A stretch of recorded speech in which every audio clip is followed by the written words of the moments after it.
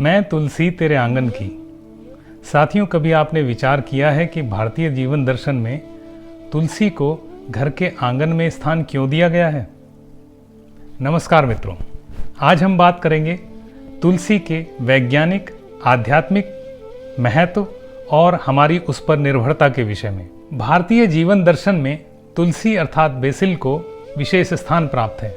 हमारे ऋषियों मुनियों को आज से हजारों वर्ष पूर्व तुलसी के गुणों का ज्ञान था और इसी का परिणाम है कि आज भी भारत के अधिकांश घरों में तुलसी की पूजा होती है।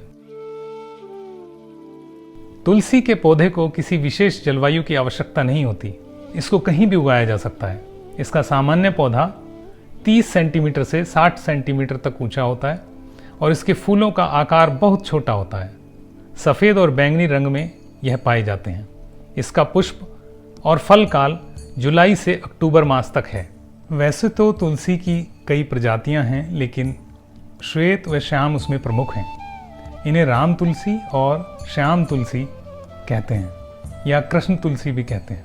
अन्य की अपेक्षा कृष्ण तुलसी के औषधीय गुण अधिक हैं। औषधीय उपयोग की दृष्टि से तुलसी का प्रत्येक भाग, पत्तियां, बीज, फूल, तना, छाल सभी गुणकारी हैं। आयुर्वेद में भी तुलसी के महत्व का विस्तृत उल्लेख मिलता है। हमारे पुरातन ग्रंथों चरक संहिता और सुश्रुत संहिता में भी तुलसी के गुणों का विस्तार से वर्णन है। वर्तमान वैज्ञानिकों ने अनेक रिसर्च एवं अनुसंधान किए हैं और यह पाया है कि बेसिल यानी तुलसी एक विशिष्ट औषधीय पौधा है जिसमें विटामिन और खनिज के साथ साथ एंटीबैक्टीरियल प्रॉपर्टी भी पाई जाती हैं। तुलसी शरीर की इम्यूनिटी अर्थात रोग प्रतिरोधक क्षमता बढ़ाने के लिए बहुत उपयोगी है। तुलसी का उपयोग अनेकों रोगों में लाभकारी है। इसकी पत्तियों के सेवन से मस्तिष्क की तीव्रता बढ़ती है।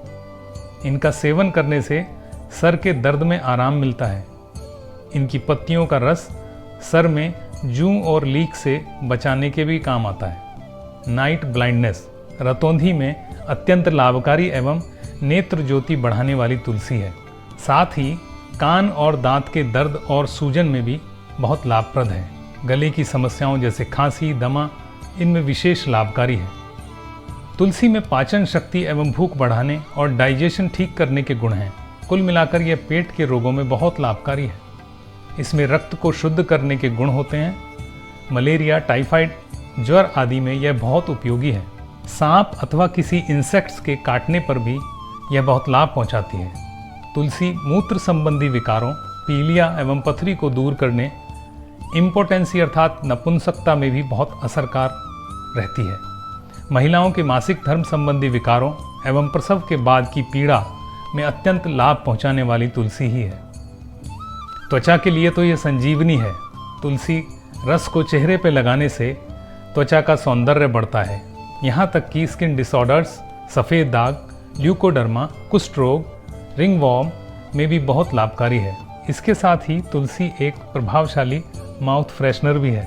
रोगों को दूर करने और शारीरिक शक्ति बढ़ाने वाले गुणों से ओतप्रोत इस औषधीय पौधे से अधिक उपयोगी और सुलभ औषधि मनुष्य के लिए कोई दूसरी नहीं है। कालांतर में तुलसी के इन्हीं महत्व एवं उपयोगिताओं को ध्यान में रखते हुए इसको घर के आंगन में स्थान दिया गया।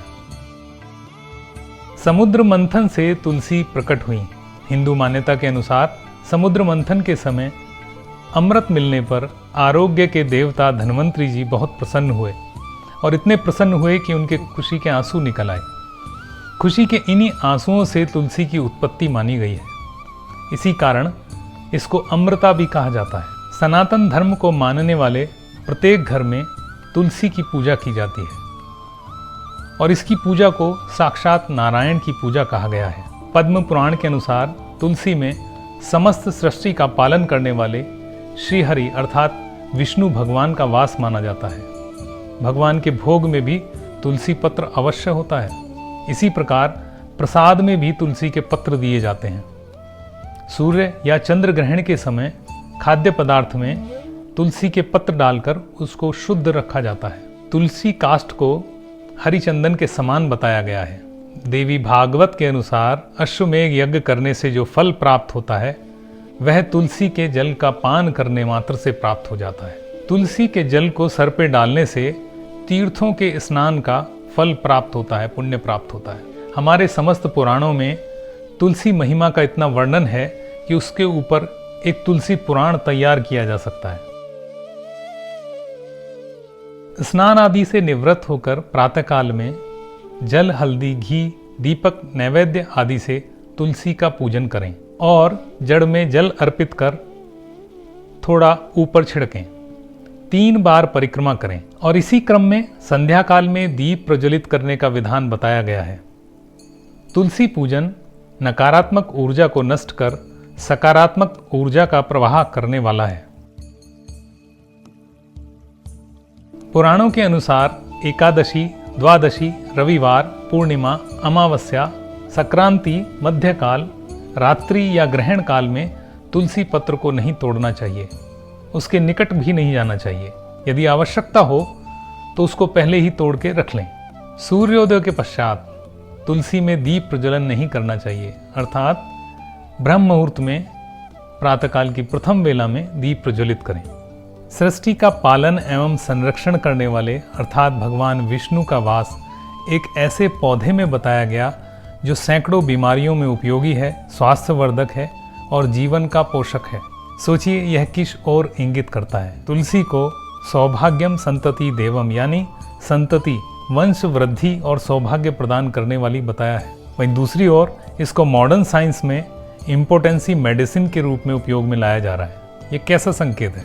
और इसी प्रकार दिन में 2 बार तुलसी के पूजन और परिक्रमा के माध्यम से व्यक्ति को स्वास्थ्यवर्धक एवं सकारात्मक ऊर्जा प्रदान करने वाली तुलसी के निकट ले जाने का यह प्रयोजन कुछ तो इंगित करता है। इस प्रकार तुलसी के महात्म को समझते हुए भारतीय मनीषियों ने इसको बहुउपयोगी एवं पूजनीय माना और इससे होने वाले सकारात्मक विकिरण अर्थात पॉजिटिव एनर्जी को नियमित रूप से प्राप्त करने के लिए उसको घर में स्थान दिया। नमस्कार।